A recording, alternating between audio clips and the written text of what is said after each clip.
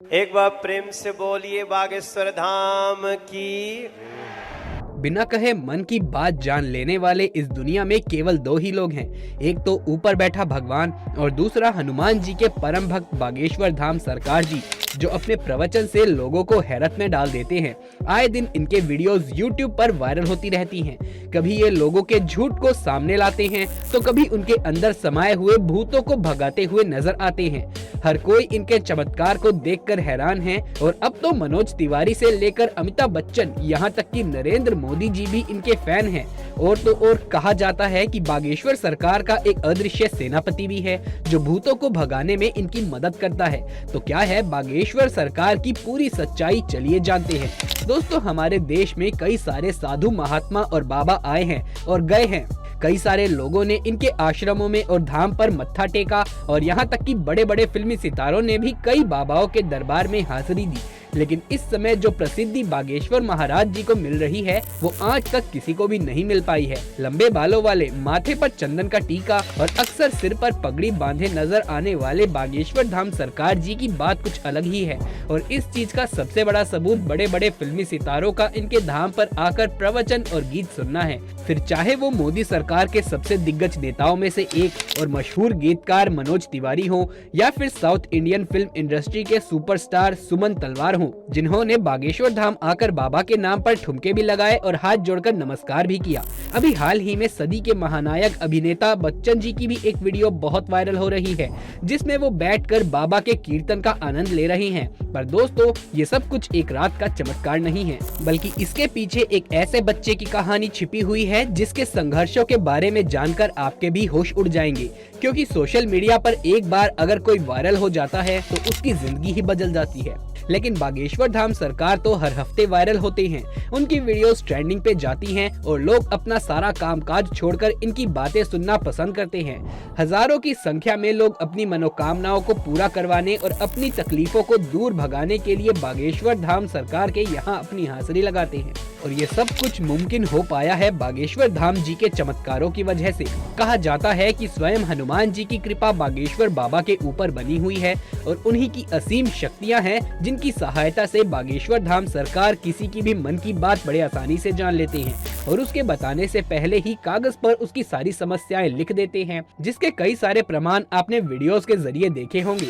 Stage पर आकर जब कोई अपनी परेशानी बताता है तो बागेश्वर सरकार उससे पहले ही उसकी सारी परेशानियों को एक पन्ने में लिख देते हैं और उसको कहते हैं कि अब इस पन्ने को पढ़िए, जिसे देखकर भक्तगण पूरी तरीके से आश्चर्यचकित रह जाते हैं। क्योंकि जो दुख और परेशानियां उन्होंने बाबा को अभी बताई भी नहीं थी, उनके बताने से पहले ही बाबा ने उसे पन्ने में लिख दिया था। जिसके बाद बाबा सभी के सामने परेशानियों का हल बताते हैं और वो विश्वास दिलाते हैं कि भक्तों की परेशानी दूर हो जाएगी।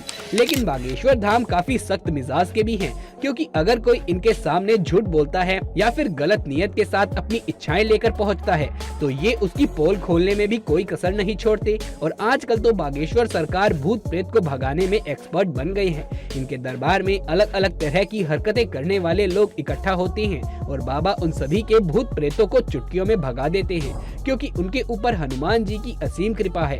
वो कहते हैं ना, भूत पिशाच निकट नहीं आवे, महावीर जब नाम सुनावे। तो दोस्तों, यदि आप भी हनुमान जी के सच्चे भक्त हैं तो कमेंट बॉक्स में जय बजरंगबली, जय श्री राम लिखना बिल्कुल भी न भूलें। हनुमान जी के परम भक्त बागेश्वर सरकार जी का असली नाम पंडित धीरेन्द्र कृष्ण शास्त्री है, लेकिन लोग इन्हें बागेश्वर धाम वाले महाराज या फिर बागेश्वर सरकार के तौर पर जानते हैं। पंडित धीरेन्द्र कृष्ण शास्त्री का जन्म 4 जुलाई 1996 को मध्य प्रदेश के छतरपुर जिले में छोटे से गांव गढ़ा में हुआ था। ये बहुत ही गरीब परिवार से ताल्लुक रखते हैं।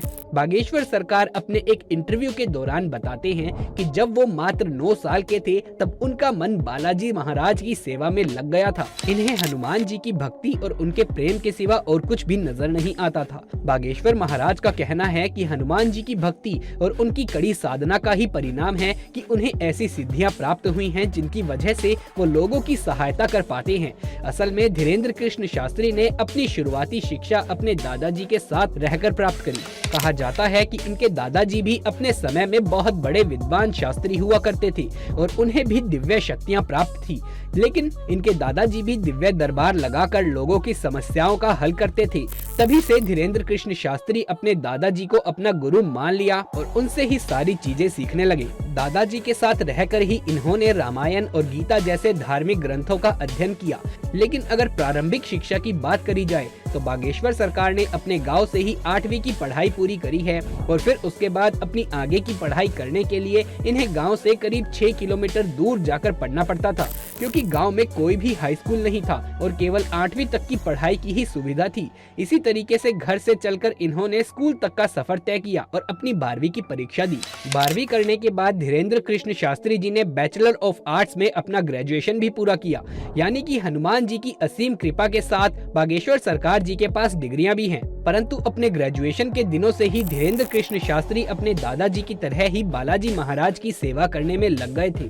इनके घर के पास बालाजी यानी कि महाबली हनुमान जी का एक बहुत प्रसिद्ध मंदिर हुआ करता है, जहां पहले इनके दादाजी दरबार लगाया करते थे। लेकिन उनकी मृत्यु के बाद दरबार कई सालों तक खाली रहने लगा। फिर भी धीरेन्द्र कृष्ण शास्त्री जी ने हनुमान जी की सेवा करनी नहीं छोड़ी और वो लगातार बालाजी के नाम का ध्यान करने लगे। लंबे समय तक ध्यान में लीन रहने के बाद धीरेन्द्र कृष्ण शास्त्री जी के ऊपर बालाजी और उनके स्वर्गीय दादाजी ने अपनी कृपा दिखाई और अचानक से ही उन्हें असीम शक्तियों का एहसास होने लगा। उन्हें महसूस हो रहा था कि वो लोगों के मन की बात बड़ी आसानी से समझ पा रहे हैं।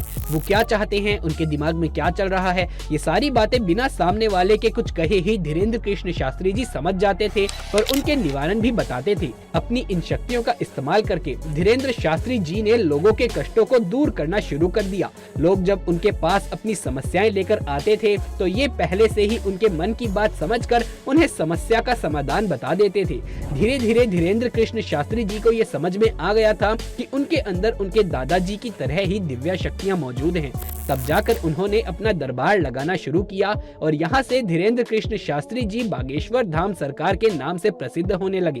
मंगलवार और शनिवार को अपना धाम लगाकर ये भक्तों के दुख तकलीफों का निवारण करते। जिसकी अर्जी लगती थी उन्हें बागेश्वर धाम अपने पास बुलाते थे और उसकी समस्या को उसके बिना कुछ बोले ही सवाल और सवालों के हल एक पर्ची में लिख देते थे, जिससे लोगों का विश्वास बागेश्वर धाम के ऊपर और भी ज्यादा दृढ़ होने लगा। अब आप ये जानकर हैरान हो जाएंगे कि बागेश्वर धाम सरकार ने न केवल भारत ही बल्कि पूरी दुनिया में अपने दरबार लगाए हैं, लोगों की भीड़ को इकट्ठा किया है और उनकी मदद कर चुके हैं। कुछ लोग तो इन्हें साक्षात भगवान मानते हैं। हालांकि कुछ महिलाएं ऐसी भी हैं जो बागेश्वर धाम जी की खूबसूरती को देखकर उनके ऊपर अपना दिल हार बैठती हैं और उनकी बातें सुनने और उन्हें एक नजर देखने के लिए ही उनके धाम पहुंचती हैं। पर अपने सख्त मिजाज के लिए मशहूर बागेश्वर धाम का ध्यान इस तरह की चीजों पर बिल्कुल भी नहीं लगता। वो दरबार में आने वाले हर एक शख्स को अपने बच्चे की तरह ही मानते हैं और उसी प्रकार से उनसे बातें भी करते हैं। वैसे दोस्तों, हमारे देश में जहां बाबाओं और तांत्रिकों की छवि इतनी ज्यादा खराब हो गई है, जिनमें से आधे से ज्यादा तो जेल की हवा खा रहे हैं। जैसे ही किसी बाबा पर विश्वास होता है, उनके काले कारनामों का चिट्ठा खुलने लगता है और लोग इन चीजों के ऊपर विश्वास करने से घबराने लगते हैं। इस माहौल में अगर कोई 26 वर्षीय शख्स अपनी दिव्य शक्तियों से लोगों को हैरान कर दे तो दुनिया के मन में सवाल तो उठेंगे ही। और इन्हीं सवालों का जवाब ढूंढने के लिए कई सारे मीडिया कर्मी भी बाबा के दरबार में चोरी चुपके जा चुके हैं, ताकि बागेश्वर धाम की सच्चाई जान सके। पर इतने सारे स्टिंग ऑपरेशन करने के बावजूद भी कोई ये समझ नहीं पाया कि आखिर बागेश्वर सरकार लोगों की मन की बात कैसे जान लेते हैं, क्योंकि कई सारे नए लोग जो दरबार में आए होते हैं उनकी अर्जी लग जाती है और जब वो बाबा के सामने जाते हैं तो उनकी मन की सारी बातें बाबा पहले ही लिख चुके होते हैं। इस तरह की चीजें देखकर मीडिया कर्मी भी हक्के बक्के रह गए और लगातार बागेश्वर बाबा के ऊपर जांच पड़ताल कर रहे हैं, लेकिन अभी तक उन्हें कोई भी ऐसी चीज प्राप्त नहीं हुई जिसे लेकर वो बागेश्वर धाम सरकार के ऊपर कोई भी प्रश्न उठा सके या कोई आरोप लगा सके।